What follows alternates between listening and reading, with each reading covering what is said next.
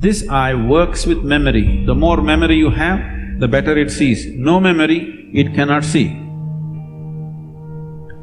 Memory means an accumulated past. Memory means information. Memory means that which does not exist but acts out as if it does. Memories are more real than reality, isn't it so? Yes or no? See, I want you to understand, everything in your life is run by memory. Not just your computer stick.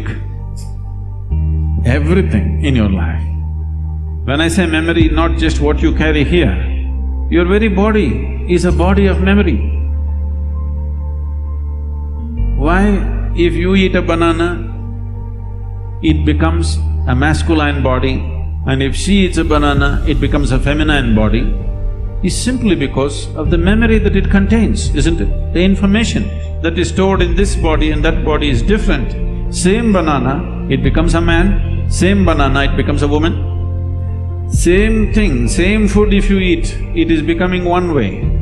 In one person it is becoming dark skin, in another person it's becoming fair skin. How?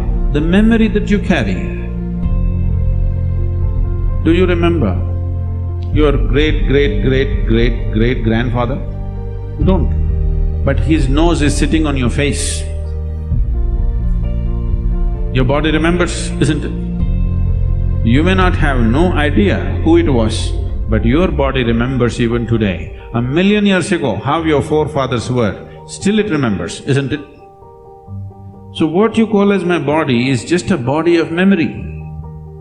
And eyes are loaded with memory. An eye which is loaded with memory, an eye which is corrupted with memory, cannot see anything the way it is. It will only see things as it is convenient because the software is working from inside. It will not allow you to see anything the way it is. This is what traditionally we are referring to as karma. It is there in your body, it is there in your energies, it is there in the way your chemical reactions happen, it is there in your brain, it is there in your mind, it is there in everything. In the very physical energy that you carry, there is memory, because you will see each person's energies behave differently from the other simply because of the type of memory it carries. If you want to get rid of this, it's a long process, and if you get rid of this, dismantling of the personality and the body will happen. So another way is to create a distance from it. Just hold it little away. When you want to play with it, you play with it. When you want to switch it off, you must be able to switch it off. So for this, an external view is needed. Right now, your ears are loaded with memory, your eyes are loaded with memory, your tongue is loaded with memory. Because your tongue is loaded with memory, it wants the same things back, otherwise it will suffer.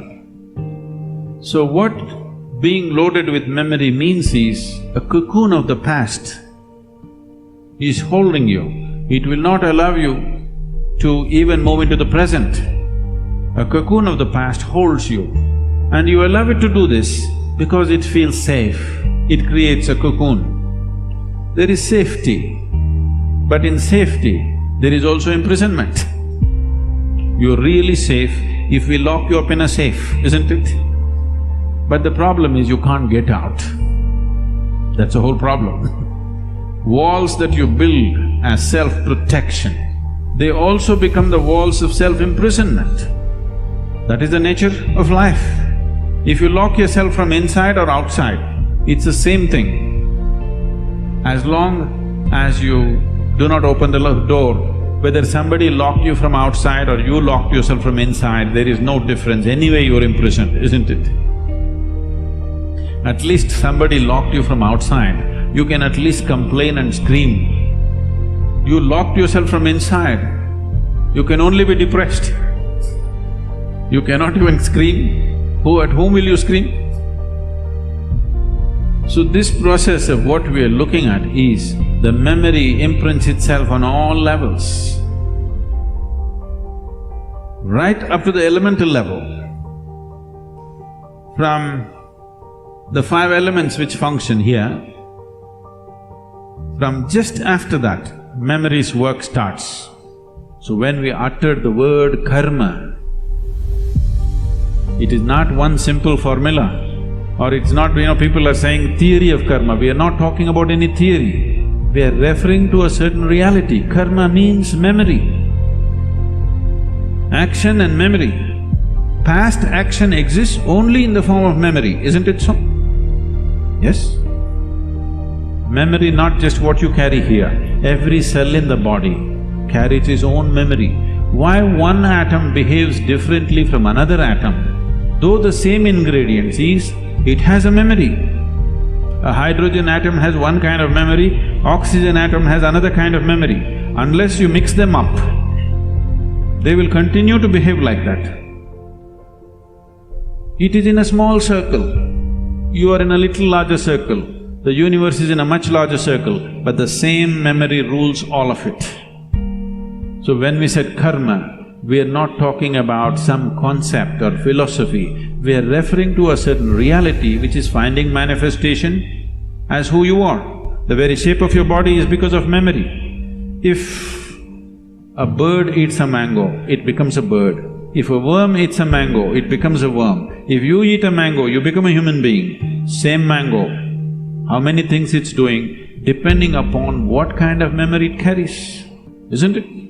What you call as a seed, if you plant a seed in the same soil, here you plant a mango tree, here you plant an apple tree in the same soil, this will only produce apples, this will only produce mangoes. But essentially, if you… in the same soil, if you plant an apple seed and a mango seed, this will only produce apples, this will only produce mangoes, because seed is a certain amount of memory, isn't it? Whether it is a seed of a plant or your father's seed which entered your mother's womb, it is just memory and memory and memory, isn't it so? This is karma, and this goes right back, right up to the elemental level. Everything is memory. Only the pure element is free from memory. So the idea, when we're starting off Bhutesha, because that's the most important thing, that he mastered the elements, that's why we bow down to him. Because he mastered the elements, he has an eye which has no memory, a taintless eye which sees everything just the way it is. So yoga essentially means developing an eye which is not contaminated by memory, which simply sees. It does not see things the way your memory perverts it. It simply sees everything the way it is. This eye will see those things which do not stop light. Right now, these two eyes can only see what stops light. If you start seeing something that does not stop light, that means another dimension of the eye is beginning to function.